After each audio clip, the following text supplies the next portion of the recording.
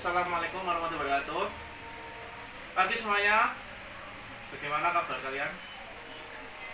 Sebelum kita melanjutkan pembelajaran lebih jauh lagi, Bapak meminta salah satu dari kalian untuk memimpin doa. Monggo Mas Ahmad dipimpin. Nah, selanjutnya Bapak ingin bertanya pada kalian semua.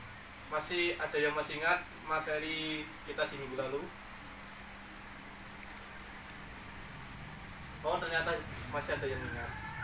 Jadi minggu lalu kita belajar tentang kedatangan bangsa Portugis di Nusantara yang dipimpin oleh Alfonso de Albuquerque. Kali ini kita akan melanjutkan pembelajaran kedatangan bangsa Belanda di Indonesia. Sebelum kita melanjutkan pembelajaran lebih jauh, Bapak ingin memperlihatkan pada kalian beberapa gambar. Yang pertama adalah, ada yang tahu ini gambar siapa? Ya benar, Mbak Siska. Ini adalah gambar dari Cornelis de Houtman. Dia adalah pelaut asal Belanda yang memimpin, yang mendapat restu Ratu Belanda untuk berlayar ke Nusantara.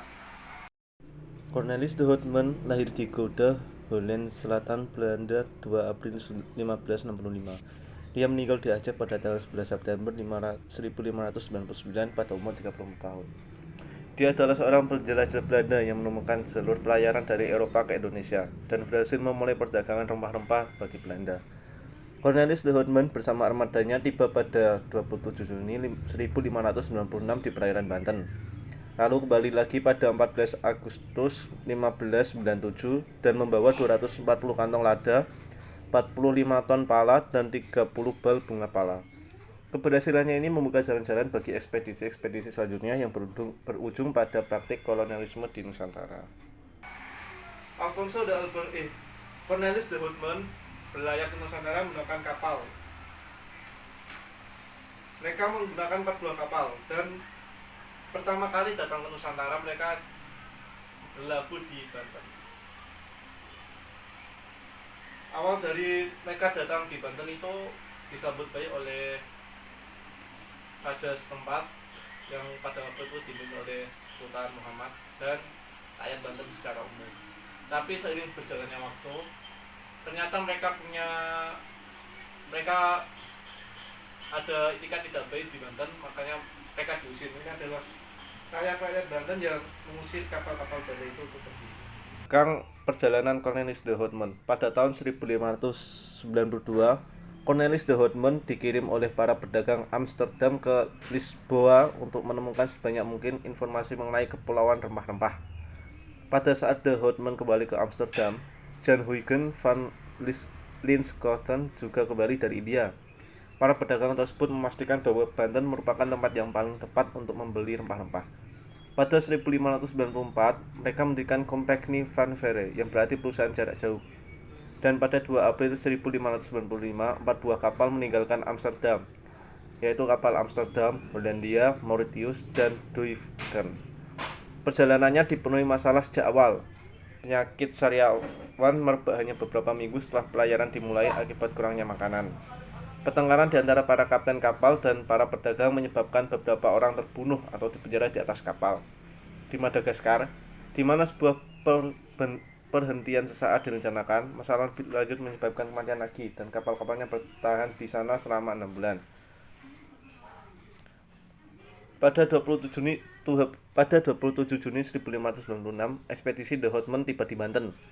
Hanya 249 orang yang tersisa dari pelayaran awal. Penerimaan penduduk awalnya bersahabat, tetapi setelah beberapa tabiat kasar yang ditunjukkan awak kapal Belanda, Sultan Banten bersama dengan petugas Portugis di Banten mengusir kapal Belanda tersebut. Nah, kapal-kapal Belanda itu pergi kembali lagi berlayar ke Maluku. Nah, di sana mereka menemukan surga rempah-rempah dan mereka membentuk pensi dagang di sana yang kita kenal dengan nama VOC.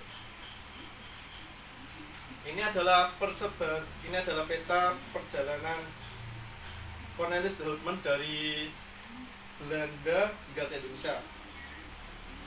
Mereka datang menggunakan 4 buah kapal, berjalan mengitari benua Afrika sampai ke Tanjung Harapan. Kenapa ini disebut Tanjung Harapan? Karena dari sini kita bisa melihat harapan, ada harapan lagi di sana. Ada harapan, makanya ini disebut Tanjung Harapan. Mereka berlayar lagi hingga akhirnya ke Nusantara, lebih tepatnya di Ekspedisi The Hoodman berlanjut ke utara pantai Jawa. Kapalnya takluk ke Pembajak. Beberapa tabiat buruk berujung ke salah pengertian dan kekerasan di Madura. Seorang pangeran di Madura terbunuh, beberapa awak kapal Belanda ditangkap dan ditahan sehingga The Hoodman membayar denda untuk melepaskannya. Kapal-kapal tersebut lalu berlayar ke Bali dan bertemu dengan Raja Bali. Mereka akhirnya berhasil memperoleh beberapa pot merica pada 26 Februari 1597. Kapal-kapal Portugis melarang mereka mengisi persediaan air dan bahan-bahan di San Helena. Dari 249 awak, hanya 87 yang berhasil kembali. Cornelis The Hoodman tewas dalam perjalanan keduanya di atas geladak kapal di Aceh saat pertempuran dengan pasukan Inong Bale yang dipimpin Malahayati tanggal 11 September 1599 dalam pertempuran 1 lawan 1. Nah, dari pembahasan kita di pagi hari ini, adakah pertanyaan dari kalian? Kalau tidak ada, saya meminta salah satu dari kalian untuk merangkum pembelajaran kita di pagi hari ini. Ada yang bersedia untuk merangkum? Oh, terima kasih Mbak Sinta telah merangkum pembelajaran kita hari ini. Jadi ini adalah pembelajaran kita pagi hari ini untuk sampai di sini, dan nanti akan Bapak lanjutkan dengan post-test untuk kalian. Silakan Mas Rizky dibagi kertas post-testnya.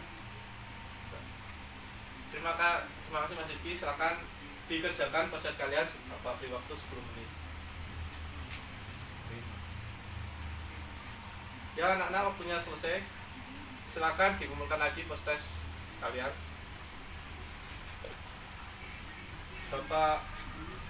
Bapak akan akhiri pembelajaran kita di pagi hari ini. Semoga ilmu yang kita dapat bermanfaat di kemudian hari.